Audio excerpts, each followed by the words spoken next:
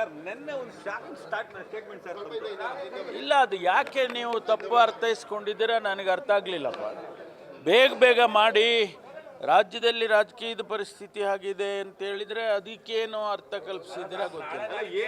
ಅಲ್ಲಲ್ಲ, ಅದಕ್ಕೆ ಮುಂಚೆ ನಾನು ಮಾಡಿದ ಮಾತುಗಳು ಯಾವುದೇ ಕಾರಣಕ್ಕೂ ಭಾರತೀಯ ಜನತಾ ಪಾರ್ಟಿಯವರು ಏನೇ ಪ್ರಯತ್ನ ಮಾಡಿದರೂ ಸರ್ಕಾರನ ಬೀಳ್ಸೋಕ್ಕಾಗೋದಿಲ್ಲ ಅಂತ ಹೇಳಿದ್ದೀನಿ.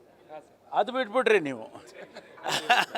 ಲಾಸ್ಟಿಗೆ ನಾನು ಬಿಲ್ಡಿಂಗ್ ಕಟ್ಟೋದು ಬೇಗ ಕಟ್ಟಲಿ ಅಂತ ಹೇಳಿ ಆ ಅರ್ಥದಲ್ಲಿ ಹೇಳಿದೆ ನಾನು.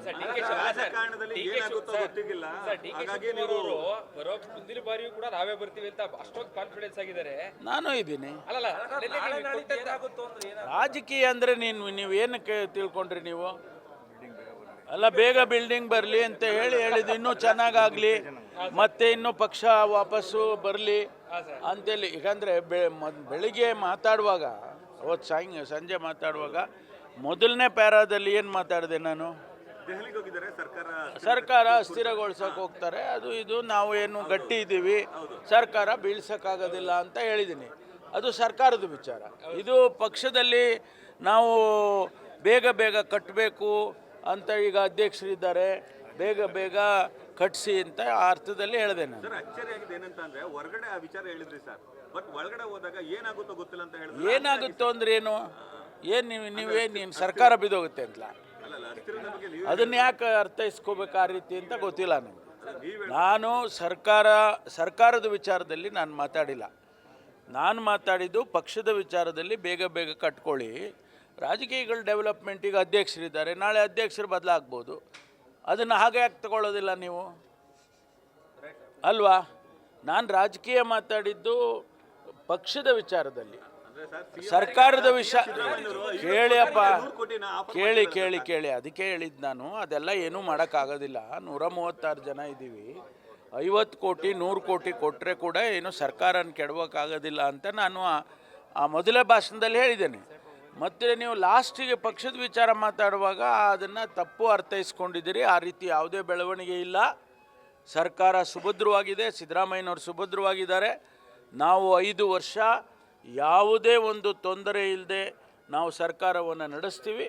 ಮುಂದಕ್ಕೂ ಕೂಡ, ಮುಂದೆ 28 ಚುನಾವಣೆಗೆ ಹೋಗುವಾಗಲೂ ಕೂಡ ಭಾಳ ಆತ್ಮವಿಶ್ವಾಸದಿಂದ ಹೋಗ್ತೀವಿ.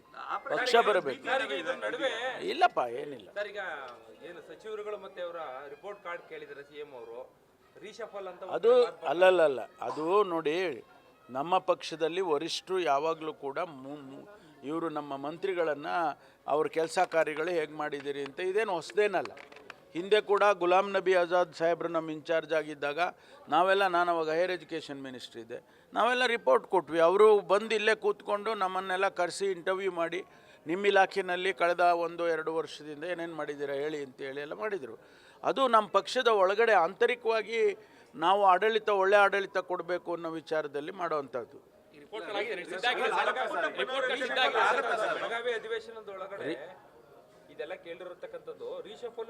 ಅಲ್ಲ, ರೀಶಫಲ್ದು ಅದು ಮುಖ್ಯಮಂತ್ರಿಗಳಿಗೆ ಬಿಟ್ಟಿದ್ದು, ಅದು ಅವರ ಅಲ್ಲೆಲ್ಲ ಗೊತ್ತಿಲ್ಲ ನನಗೆ. ವಿಜೇಂದ್ರ ಅವರು ಯಾವ ಪಕ್ಷದವರು?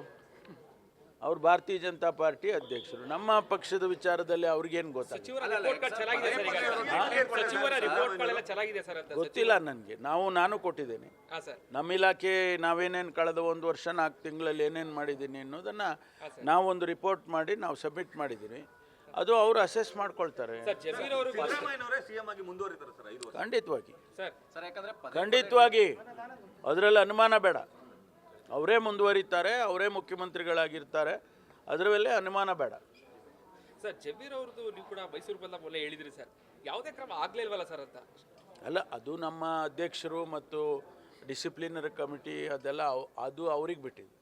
ಪಕ್ಷದ ವಿಚಾರ ಅಧ್ಯಕ್ಷರಿಗೆ ಬಿಟ್ಟಿದ್ದು, ಅವ್ರ ತೀರ್ಮಾನ ತಗೊಳ್ತಾರೆ. ಅಲ್ಲ, ನೀವಿದ್ದಾಗ ಎದ್ದೆಲ್ದವ್ರನ್ನ ಕರ್ಸಿದ್ವಿ ಅಂತ ಹೇಳಿದ್ರಿ ಸರ್. ಹೌದು, ಇಂತಹ ದೊಡ್ಡ ವಿಚಾರ ಆದಾಗಲೂ ಕೂಡ ಕರ್ಸೋದಕ್ಕಾಗ್ತದೆ, ಅದು ಅವ್ರಿಗೆ ಬಿಟ್ಟಿದ್ದು. ನಾಳೆ ರಿಸಲ್ಟ್ ಹೇಗಿದೆ ಸರ್? ರಿಸಲ್ಟು ನಾವು 3 ಗೆದ್ದಿದ್ದೀವಿ. ನಿಮಗೆ ಆಶ್ಚರ್ಯ ಆಗೋಂಥ ರೀತಿಯಲ್ಲಿ ಫಲಿತಾಂಶ ಬರುತ್ತೆ. 3 ಗೆದ್ದಿದ್ದೀವಿ.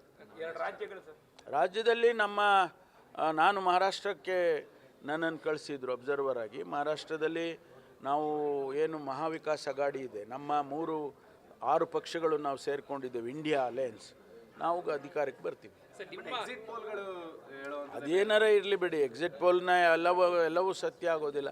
ಎಕ್ಸಿಟ್ ಪೋಲ್ನಲ್ಲಿ ಡಿವೈಡ್ ಆಗೋಗಿದೆ. ಎಕ್ಸಿಟ್ ಪೋಲ್ನಲ್ಲಿ 2 ಎಕ್ಸಿಟ್ ಪೋಲ್ನಲ್ಲಿ ನಮಗೆ ಕೊಟ್ಟಿದ್ದಾರೆ. ಅಂದರೆ MUAಗೆ 162 ಸೀಟ್ ಕೊಟ್ಟವ್ರೆ, ಅವ್ರಿಗೆ 128 ಕೊಟ್ಟಿದ್ದಾರೆ. ಸೊ ಯಾವುದು ಎಕ್ಸಿಟ್ ಪೋಲ್ ಕರೆಕ್ಟ್? ಈಗ ನನಗೆ ಬೇಕಾದ್ದು ನನಗೆ ಕರೆಕ್ಟ್ ಅಂತ ಹೇಳ್ತೀನಿ, ಅವ್ರಿಗೆ ಬೇಕಾದ್ದು ಅವ್ರು ಕರೆಕ್ಟ್ ಅಂತಾರೆ. ಆದರೆ ನಮಗೆ ಗ್ರೌಂಡ್ ರಿಯಾಲಿಟಿ ಇರೋದು, ನಾವು ಕಾರ್ಯಕರ್ತರ ಜೊತೆ ಮತ್ತು ಜನಸಮುದಾಯ ಜೊತೆ ನಾವು ಚರ್ಚೆ ಮಾಡಿದಾಗ ಅಲ್ಲಿ ಎಲೆಕ್ಷನ್ ಟೈಮ್ನಲ್ಲಿ ಭಾಳ ಭ್ರಷ್ಟ ಸರ್ಕಾರ, ಅದು ಹೋಗಬೇಕು. ನಾವು ಮಹಾವಿಕಾಸ್ ಅಘಾಡಿಗೆ ಸಪೋರ್ಟ್ ಮಾಡ್ತೀವಿ. ಗ್ಯಾರಂಟಿ ನ್ಯೂಸ್, ಸುದ್ದಿ ಖಚಿತ, ನ್ಯಾಯ ನಿಶ್ಚಿತ.